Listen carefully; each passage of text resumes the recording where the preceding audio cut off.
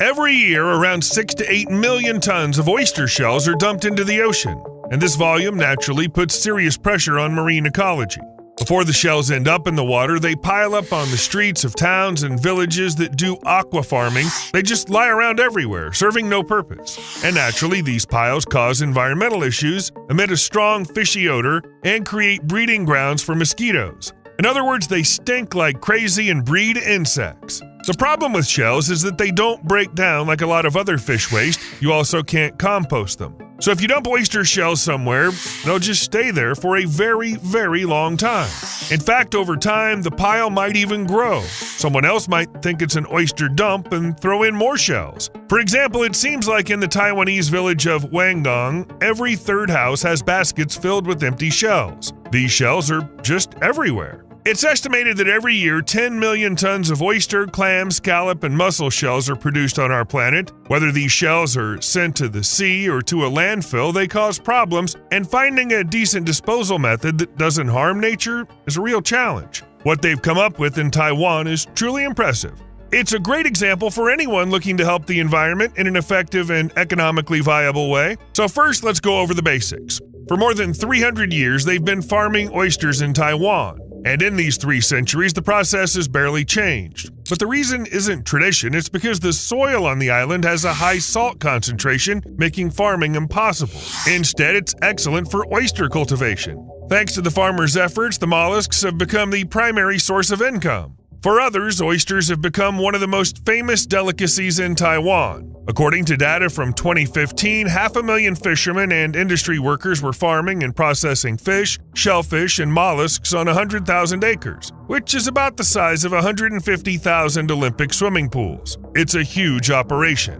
Because demand creates supply, only in Taiwan they consume about 200,000 tons of shellfish a year, and in all kinds of forms. To avoid disappointing consumers, oyster beds were expanded to unbelievable sizes. For example, the town of Fangyuan produces about 35,000 tons of oysters per year from 11 square miles of oyster beds in the tidal zone. During low tide, these oyster beds stretch almost to the horizon. There are a lot of oysters here.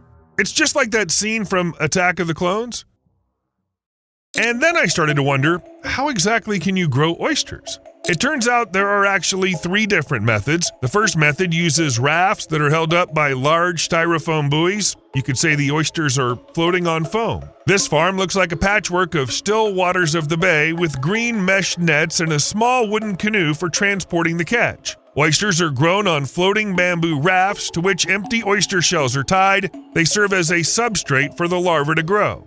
In this system, the growth of oysters doesn't depend on the water depth, although this method is used in areas with deeper water. Must be a coincidence. The second method is bamboo stakes, which are loosely tied together and driven into the soft sea bottom. You can often see these oyster racks in the inner sea or tidal streams because this method works well in areas where the water level stays between roughly 1 foot and a bit more than 3 feet during low tide. And finally, the third method, the string method. Here, ropes are attached and hung from a support, creating something like fences on which they often hang empty oyster shells. They're ideal for serving as a platform for young oysters to attach and grow. To make this happen, farmers sun-dry larger oyster shells and drill holes in them. 10 shells are then hung on a nylon string, and each shell can host many small oysters. Growing on strings is usually done in shallow water. When the water level changes, most oysters end up on the water surface to soak up some sunlight. So basically, growing oysters is like a super strange form of fish gardening.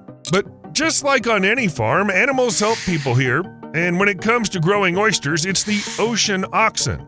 This isn't some weird creature, but just ordinary oxen that received training in the coastal village of Fangyuan. Once the count of ocean oxen went up to 400, but recently the number of these helpers has been dropping. Nowadays there are around 8 of them, but each is an expert in their job.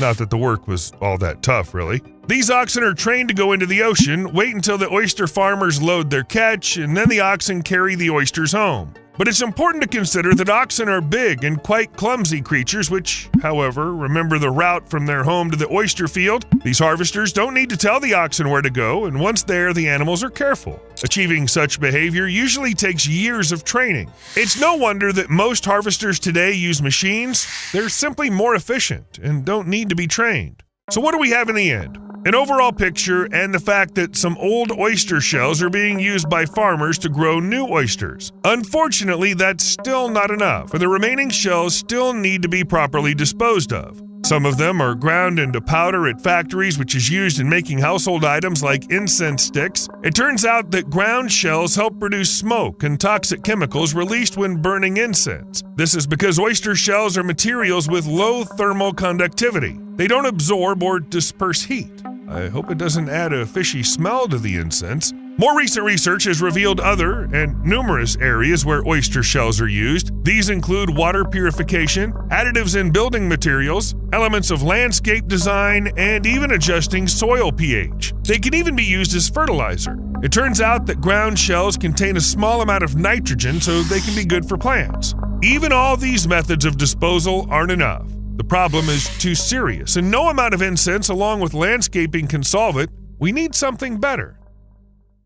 And then Eddie Wang stepped in to help humanity. Growing up on Taiwan's west coast, where shellfish farming is common, he saw how discarded oyster shells turned from waste into useful material. The people in his coastal town used these discarded oyster shells as insulation for their homes. The homes were warm in the winter and cool in the summer. Such an unexpected oyster effect. Meanwhile, Eddie Wang ran a company called Creative Tech Textile, which made eco-fabric, a polyester material made from recycled plastic bottles. But he wasn't happy with the texture and was looking for other options. And he found them.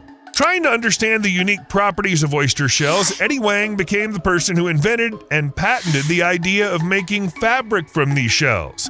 To get to this genuinely brilliant development, he started working with a research institute experimenting, and in 2013 came up with the right formula. He made a material similar to wool from oyster shells. Today, Eddie Wang's factory in Taiwan uses about 100 tons of oyster shells a year to produce about 900 tons of seawool, a fabric that's patented and trademarked. Clothes made from it bring in around $6.1 million a year. But all this activity would be impossible without the unique oyster farming culture on the island. There's no place in the world with conditions as perfect for this type of production as Taiwan. What does this process look like? Before the shells make it to the factories, farmers collect the mollusks from racks set up along the coastline. You remember all those growing methods. The gathered oysters are sorted into baskets and sent to the factories, where the harvest is carefully washed with a special machine.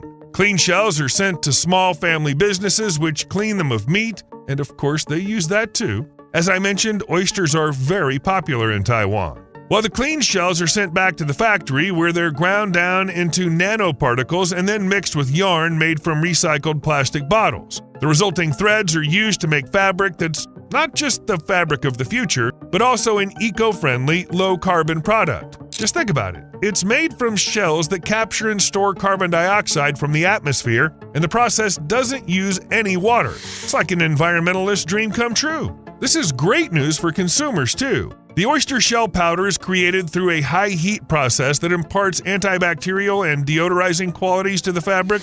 As a result, what was once a regular, somewhat uncomfortable recycled plastic fabric has now been enhanced with these valuable properties. For example, oyster shell powder, biocalcium oxide, has high moisture absorption and low thermal conductivity. Moisture is retained, which helps prevent heat loss. Heads up, a bit of chemistry coming up. So an oyster shell contains 80% calcium carbonate and 20% light metal elements. Meanwhile, the raw material has many micropores on a large surface area. Thus, biocalcium oxide can easily absorb moisture to have free ions for increased conductivity. If you didn't get it, no worries. The main thing is that this fabric is so good they even suggest using it for making baby strollers. No chemicals, just pure ecology. Neat. While one country's working on the fabric of the future, the Coastal Waters Protection Association is dumping 40 tons of recycled oyster shells into Turtle Bay, Florida. Yes, empty shells are an issue not just for Taiwan, but in other countries. It's on a smaller scale. All these 44 tons of shells came from one restaurant, waited their turn during a 6-month quarantine, and then were dumped into the water. All for the sake of the environment. The idea is that if you dump clean oyster shells, larvae can attach to them and grow. This, in turn, will create new oyster reefs, because more than 85% of oyster reefs worldwide have been destroyed. In Australia, they've also come up with a way to deal with shells thrown out by restaurants. Basically, the idea is the same. Collect shells from restaurants, clean them thoroughly, and then drop them into Moreton Bay so an oyster reef can grow there. Oyster reefs, like coral reefs, are structures where marine plants and animals can live. In short, they're an important part of the coastal landscape. And for several years now, the Ozfish organization, a nonprofit dedicated to recreational fishing, has been working on restoring them in Australia. In Louisiana, there are even higher hopes placed on oyster shells. They're thought to help guard the coastline against erosion. In the past 100 years, over 1,900 square miles of Louisiana's shoreline have been lost. But if we create an oyster reef using empty shells, it should definitely make a difference. In New York, meanwhile, they're hoping that an oyster reef will save the city during the next big storm. That is, about 2,600 feet of breakwater should do the trick, but strategically covered with cleaned oyster shells. As the oyster reefs grow, people are counting on them to help control flooding and coastal erosion, while also providing a new habitat for various marine life. Naturally, in each of these cases, oyster shells undergo processing and are quarantined. For instance, they might be left out in the sun for up to a year to ensure that decaying flesh and bacteria are completely eliminated. Otherwise, you might accidentally create a huge hazardous graveyard instead of a reef. Cooling with shells.